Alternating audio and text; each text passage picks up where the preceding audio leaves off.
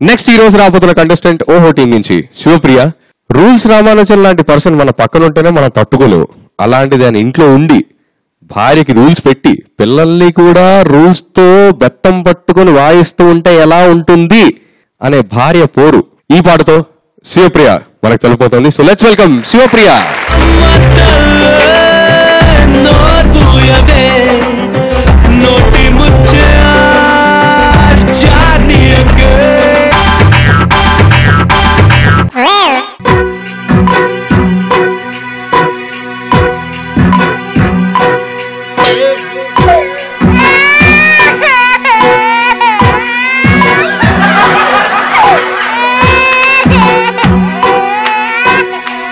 మాటికి క్లాసులో పీకే టీచరు గారి మొగుడుగా వస్తే ఇంట్లో వంటలు చారు కూరలు చక్కగా నేనే వండకపోతే ఆసిన బట్టలు ఉతకకపోతే ఉతికిన బట్టలు మడవకపోతే చింపిన జుట్టును దుబ్బకపోతే ఫేసుకు పౌడరు రాయకపోతే రూముల ఫ్యాను టకటకమంటూ చప్పుడు చేయక తిరగకపోతే ఇష్టం పడి పెంచిన కుక్కే బౌ బౌ ఇంట్లో గట్టిగా నొరగకపోతే వచ్చిన వారిని గడవకపోతే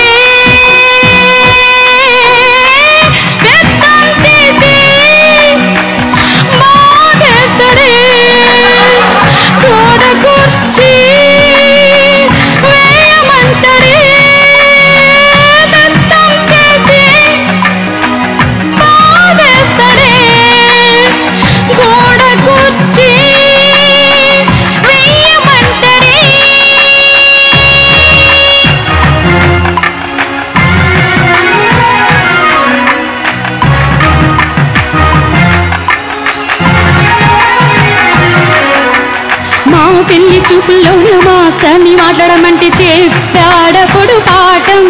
అయ్యో ఫస్ట్ నైట్ వేడుకలోన పేపర్లే దిద్దేస్తుంటూ చూపించాడే రూపం. అయ్యో సరుకుల లిస్టుల్లోన తప్పులు రావా సహజంగా 25 సార్లే రాయమంటాడే కోపంగా.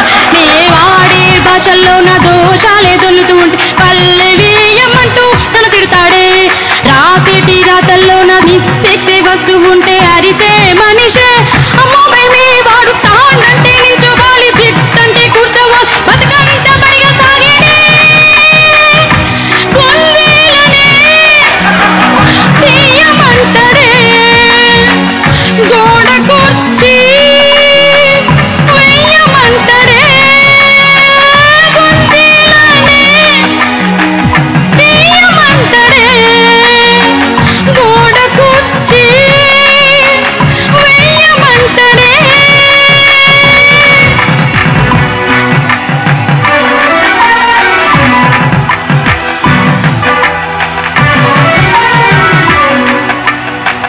వెజిటబుల్ నచ్చి ఫ్రై కర్రీ చేసి పెడితే వడ్డించమంటూ నాకు సైన్స్ క్లాసు చెప్తాడే. నా కర్మకు దొరికాడమ్మా నీ నీడుతో పడలేనమ్మా, రోజు ఇంతేనమ్మా ట్యూషన్లంటూ గొడవెడతాడే. చేసిన పనులకు మార్కులు వేస్తూ చేయని వాటికి సున్నా గీస్తూ అమ్మా నాన్నకి ప్రోగ్రెస్ తాడే పంపిస్తాడమ్మా. మా ఇరుగు పొరుగు వచ్చి మాట్లాడుకుంటే వంట సైలెన్స్ అంటికటి కలి. మా స్టార్ మాట గనక నేను వినక ధడక ధడక బదిలీ చేసే ఛాన్స్ ఏదైనా ఉంటే గనక బతిమాలైనా చేయిస్తాను. ఈ బాధే పడలే ఏ హాలిడేసులే కూలుకే ఉందిలనే తీయమంటాడే. గోడ కుర్చీ వేయమంటాడే. బెత్తం తీసి పావేస్తాడే. గోడ కుర్చీ వేయమంటాడే. గోడ కుర్చీ వేయమంటాడే. గోడ కుర్చీ వేయమంటాడే. గుంజీలే తీయమంటాడే. గోడ కుర్చీ వేయమంటాడే. అమ్మా రూల్స్ రావాలి కదా. నండు అసలు ఈ ప్రాబ్లం ఏంటయ్యా?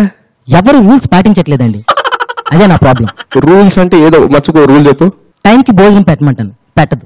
కాఫీ తెమ్మంటాను, తేదు. మంచి చీర కట్టుకోమంటాను, కట్టుకోదు. ఆ. ప్రతిదీ అంతే, రూల్స్ లేకుండానే నడుస్తుంది. సార్ రూల్స్ పాటించడం అంటే డిసిప్లిన్ గా ఉండటం అంటారు కదా సార్, మరి మీరేంటి సార్ ఇలా తిడుతున్నారు? ఇది డిసిప్లిన్, ఇది హింస. భార్య సరుకులు రాసి తెస్తే దాంట్లో ఏదో దీర్ఘం ఇవ్వటమో లేకపోతే ఏదో ఒత్తు పెట్టడమో ఏదో మర్చిపోతారు గబుక్కుని వాళ్ళు రాసేది. ఇంట్లో దానికి 25 సార్లు రాయమంటే ఎంత మెంటల్ అసలు. చాలా వాళ్ళు శోభపడుతూ ఇతరులను శోభ పెట్టేస్తారు. అది చాలా అద్భుతంగా ఈ పాటలో ఉంది, ప్యారడీలో. ఈ అమ్మాయి చాలా అద్భుతంగా చేసింది. ఈ అమ్మాయి ఎంత బాగా చేసిందో మూర్ఖుడు కూడా అంత బాగా చేశాడు. Thank you sir. సార్ నాకు ఓల్డ్ సినిమాల్లో పద్మనాభం గారు, గీతాంజలి గారు, అలాగే రేలింగ్ గారు, ఇలా ప్రతి హాస్య పాత్రధారికి ఒక పాట ఉండేది అప్పుడు ఆ రోజుల్లో. అది గుర్తొచ్చింది ఇప్పుడు. అమ్మాయి కూడా ఫుల్ ఇన్వాల్వ్ అయ్యి పాడింది, చాలా ఇన్వాల్వ్మెంట్ బాగుంది అందులో. అయితే ఏంటంటే మీరు ఈ పర్ఫార్మెన్స్ గురించి స్పందన ఎలా ఇవ్వాలంటే మైండ్ ద్వారా ఇవ్వాలి. నచ్చలేదంటే నచ్చినట్టుగా ఉంటే అసలు వినగానే కోపం వచ్చింది.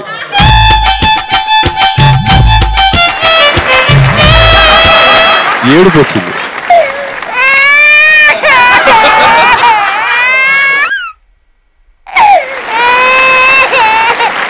ఇప్పుడు పాడుతున్నాము, ఇప్పుడు నేను పాడుతున్నాను, అసలు మీకు సోదిలాగా ఉంది. బట్ మీరు లేచి వెళ్ళలేరు, అక్కడి నుంచి కూర్చొనే ఉండాలి. అప్పుడు అలా చూపిస్తారు.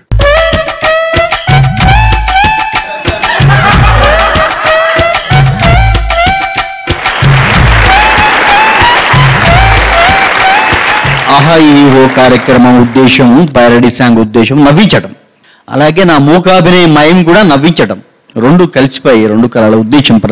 ఇటీవల నేను సౌదీ అరేబియాలో 2 నెలలు ఉన్నాను.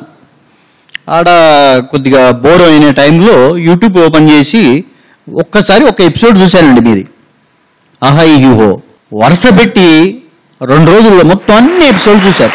ఇక ఒకసారి హేమచంద్ర గారు యాంకర్, ఒకసారి శ్రావణ భార్గవ్ గారు, ఇద్దరు హైలైట్.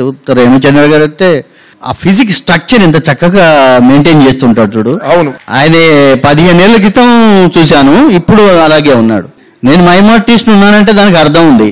ఆయన సింగర్ అయ్యి కూడా స్ట్రక్చర్ పాటు చేసుకోవడం లేదు, అది ఒక అడ్వాంటేజ్ స్టేజ్ మీద. అవును, ఎవరూ పాటు చేయట్లేదు. Thank you judges. Thank you సూప్రియ.